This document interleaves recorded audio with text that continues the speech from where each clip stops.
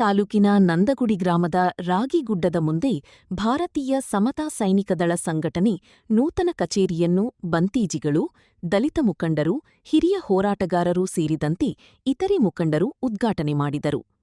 ನಂದಗುಡಿ ಸಮೀಪದಲ್ಲಿರುವ ಕೊಂಡ್ರಹಳ್ಳಿ ಗ್ರಾಮದ ಹೋರಾಟಗಾರ್ತಿ ಸಾವಿತ್ರಮ್ಮನವರು ಸ್ಥಾಪಿಸಿರುವ ಈ ಸಂಘಟನೆ ನೂತನ ಕಚೇರಿ ಉದ್ಘಾಟನೆ ಕಾರ್ಯಕ್ರಮಕ್ಕೆ ನೂರಾರು ಜನ ಆಗಮಿಸಿ ಸಾವಿತ್ರಮ್ಮನವರಿಗೆ ಶುಭ ಕೋರಿದರು.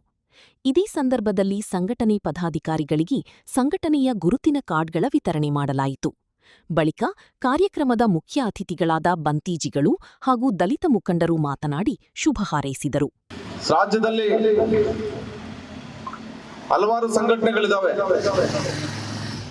ಅದು ಯಾವುದೇ ಜಾತಿ ಪರ ಆಗಿದ್ರು, ಧರ್ಮದ ಪರ ಆಗಿದ್ರು ಕೂಡ, ರೈತ ಪರ ಆಗಿದ್ರು ಕೂಡ ಒಂದು ಸಂಘಟನೆ ಇವತ್ತು ನಾವು ಅದನ್ನ ಅಧಿಕೃತವಾಗಿ ಕಾನೂನುಬದ್ಧವಾಗಿ ರಿಜಿಸ್ಟರ್ ಮಾಡಿ ಹೋರಾಟಗಾರರು ಸಂಬಂಧಪಟ್ಟ ಅಧಿಕಾರಿಗಳಿಗೆ, ಇಲಾಖೆಗಳಿಗೆ ಭೇಟಿ ಕೊಟ್ಟು ಧೈರ್ಯವಾಗಿ ನಮಗೆ ತಕ್ಕಬೇಕಾದಂತ ಸೌಲಭ್ಯಗಳನ್ನ ನೇರವಾಗಿ ಹೇರು ಧ್ವನಿಯಲ್ಲಿ ಕೇಳುವಂತ ಅವಕಾಶವನ್ನ ಕೊಟ್ಟವರು ಬಾಬಾ ಸಾಹೇಬ್ ಅಂಬೇಡ್ಕರ್ ಅವರು.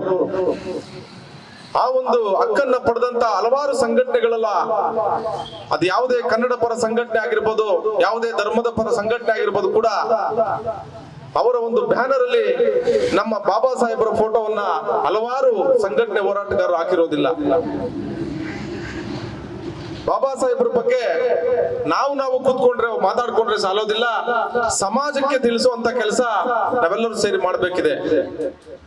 ಅದೇ ಒಂದು ನಿಟ್ಟಿನಲ್ಲಿ ಅವ್ರಿಗೆ ಅನ್ಯಾಯ ಆದಾಗ, ಯಾವುದೇ ಒಂದು ಸಮುದಾಯಕ್ಕೆ ನೋವಾದಾಗ, ತೊಂದರೆ ಆದಾಗ ಬಾಬಾ ಸಾಹೇಬ್ರ ಫೋಟೋ ಇಟ್ಕೊಂಡು ಧರಣಿ ಮಾಡ್ತಾರೆ.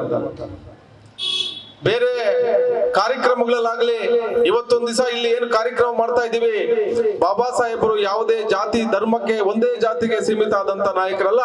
ಅವರು ವಿಶ್ವ ನಾಯಕರು. ಪ್ರತಿಯೊಬ್ಬ ಜೀವರಾಶಿಗೂ ಕೂಡ ಸ್ವತಂತ್ರವನ್ನ ಕಲ್ಪಿಸಿಕೊಟ್ಟಂತ ಮಹಾನುಭಾವರು. ಕಾರ್ಯಕ್ರಮಕ್ಕೆ ಎಲ್ಲಾ ಸಮುದಾಯದವರು ಕೂಡ ಆಗಮಿಸಬೇಕಿತ್ತು. ಯಾವ ಜ್ಞಾನವನ್ನು ನೀವು ಮನಸ್ಸಿನಲ್ಲಿ ಸುಖ, ಸಂತೋಷ, ಆರೋಗ್ಯವಂತರ ಇರುವಂತ ಮಾರ್ಗವನ್ನು 5 ತತ್ವಗಳಲ್ಲಿ ಸಂಪೂರ್ಣವಾಗಿ ಅಳವಡಿಸ್ಕೊಂಡ್ರೆ ನಮಗೆ ಸುಖ, ಸಂತೋಷ, ನೆಮ್ಮದಿ ಅನ್ನೋದು ಬರುವಂಥದ್ದು. ಯಾವ ವ್ಯಕ್ತಿ ತುಂಬಾ ಯೋಚನೆಗಳು ಮಾಡ್ತಾರೆ, ಕೆಟ್ಟ ಯೋಚನೆ, ಕೆಟ್ಟ ಭಾವನೆಗಳು ಮಾಡ್ಕೊಳ್ತಾರೆ, ಅವ್ರಿಗೆ ಯಾವಾಗಲೂ ಕಾಯಿಲೆ ಬರ್ತಾ ಇರುತ್ತೆ. ನಿಮ್ಗೆ ಗೊತ್ತಿರ್ಬೋದು, ತುಂಬಾ ಜನ ಕಾಯಿಲೆದಲ್ಲೇ ಇರ್ತಾರೆ.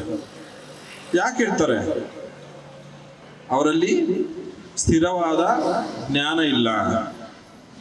ಜ್ಞಾನ ಬೇಕಲ್ಲ. ಅಜ್ಞಾನದಲ್ಲಿದ್ರೆ ಏನು ಪ್ರಯೋಜನ ಇಲ್ಲ, ಜ್ಞಾನದಿಂದ ಇರಬೇಕು. ಜೀವನದಲ್ಲಿ ಯಾವುದೇ ಇರಲಿ, ಅಹಂಕಾರ, ದುರಹಂಕಾರ ಮತ್ತು ಕೆಟ್ಟ ಭಾವನೆಗಳು ಇರಬಾರ್ದು.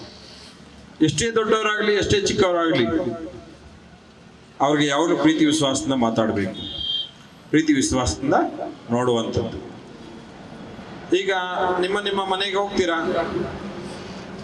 ಪ್ರತಿಯೊಬ್ರು ಮನೆಗೆ ಯಾರಾದ್ರೂ ನೆಂಟರು ಬರ್ತಾರಲ್ಲ, ಫಸ್ಟ್ ನೀವು ಏನ್ ಮಾಡ್ತೀರಾ ಹೇಳಿ ನೋಡೋಣ? ಏನ್ ಮಾಡ್ತೀರಾ? ಬರ್ತಾರಲ್ಲ, ಏನ್ ಮಾಡ್ತೀರಾ? ಬರೀ ಹೇಳ್ತಾರೆ, ಕೊಡಲ್ಲ ಮತ್ತೆ.